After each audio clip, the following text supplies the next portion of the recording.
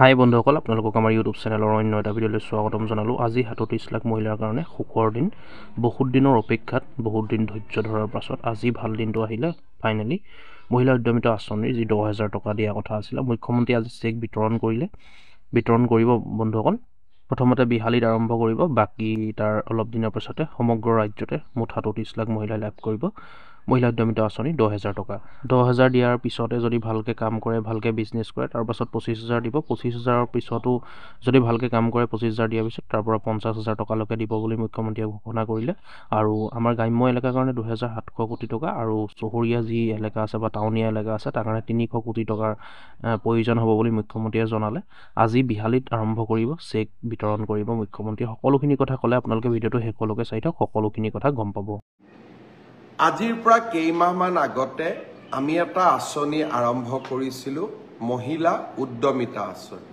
অৰ্থাৎ অসমৰ আত্মসহায়ক গোটৰ সদস্যসকলক ব্যক্তিগতভাৱে উপাৰ্জনমুখী কামত জড়িত কৰিবলৈ 10,000 টকাকৈ আমি সহায় কৰোঁ। এই 10,000 টকাৰ সদব্যৱহাৰ হ'লে ভৱিষ্যতে আমি 25,000 টকা আৰু 25,000 টকাও উৎপাদনমূলক কামত ব্যয় কৰিলে ভৱিষ্যতলৈ বেংকৰ সৈতে 50,000 টকা। যেতিয়া মই এই আঁচনিটোৰ কথা কৈছিলোঁ, মহিলা সমাজে অত্যন্ত উৎসাহেৰে আগবাঢ়ি আহিছিল। আঁচনিটো ৰূপায়ণৰ নীতি নিয়ম পালন কৰোঁতে কিছু সময় লাগিলে। কংগ্ৰেছে উলিয়াই দিলে যে মুখ্যমন্ত্ৰী এনেই কৈছে, মহিলাসকলক ঠগালে, মহিলাসকলক পইচা কেতিয়াও নিদিয়ে। অহাকালি বিহালীত এই আঁচনিটোৰ আমি শুভ উদ্বোধন কৰিম। বিহালীত 23,000 মহিলাই এই আঁচনিটোৰ প্ৰথম পৰ্যায়ৰ 10,000কৈ টকা লাভ কৰিব। এই আঁচনিটোৰ জৰিয়তে অসমৰ আমি 27 লাখ মহিলাক 10,000 টকাকৈ প্ৰদান কৰিম, 2,700 কোটি টকা। আৰু নগৰ অঞ্চলতো 3 লাখ মহিলাক এই আঁচনি আমি প্ৰদান কৰিম, তাতো আমাৰ প্ৰায় 300 কোটি টকা। অৰ্থাৎ আমাৰ আই মাতৃসকলক উৎপাদনমুখী আৰু মহিলা সবলীকৰণৰ দিনত কালি আকৌ এটা বিশাল পদক্ষেপ।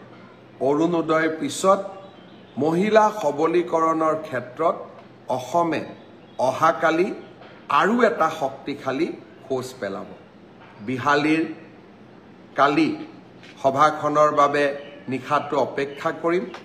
মই সকলো আই মাতৃসকলক শুভকামনা জনাইছোঁ। আজিৰ পৰা কেইমাহমান আগতে আমি এটা আঁচনি আৰম্ভ কৰিছিলোঁ, মহিলা উদ্যমিতা আঁচনি। অৰ্থাৎ অসমৰ আত্মসহায়ক গোটৰ সদস্যসকলক ব্যক্তিগতভাৱে উপাৰ্জনমুখী কামত জড়িত কৰিবলৈ 10,000 টকাকৈ আমি সহায় কৰোঁ।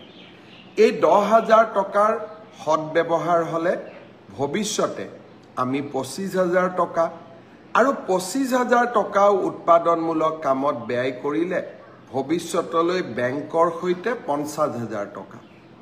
যেতিয়া মই এই আঁচনিটোৰ কথা কৈছিলোঁ, মহিলা সমাজে অত্যন্ত উৎসাহেৰে আগবাঢ়ি আহিছিল। আঁচনিটো ৰূপায়ণৰ নীতি নিয়ম পালন কৰোঁতে কিছু সময় লাগিলে। কংগ্ৰেছে উলিয়াই দিলে যে মুখ্যমন্ত্ৰী এনেই কৈছে, মহিলাসকলক ঠগালে, মহিলাসকলক পইচা কেতিয়াও নিদিয়ে। অহাকালি বিহালীত এই আঁচনিটোৰ আমি শুভ উদ্বোধন কৰিম। বিহালীত 23,000 মহিলাই এই আঁচনিটোৰ প্ৰথম পৰ্যায়ৰ 10,000কৈ টকা লাভ কৰিব। এই আঁচনিটোৰ জৰিয়তে অসমৰ আমি 27 লাখ মহিলাক 10,000 টকাকৈ প্ৰদান কৰিম, 2,700 কোটি টকা। আৰু নগৰ অঞ্চলতো 3 লাখ মহিলাক এই আঁচনি আমি প্ৰদান কৰিম, তাতো আমাৰ প্ৰায় 300 কোটি টকা। অৰ্থাৎ আমাৰ আই মাতৃসকলক উৎপাদনমুখী আৰু মহিলা সবলীকৰণৰ দিনত কালি আকৌ এটা বিশাল পদক্ষেপ। অৰুণোদয়ৰ পিছত মহিলা সবলীকৰণৰ ক্ষেত্ৰত অসমে অহাকালি আৰু এটা শক্তিশালী খোজ পেলাব। বিহালীৰ কালি সভাখনৰ বাবে নিশাটো অপেক্ষা কৰিম। মই সকলো আই মাতৃসকলক শুভকামনা জনাই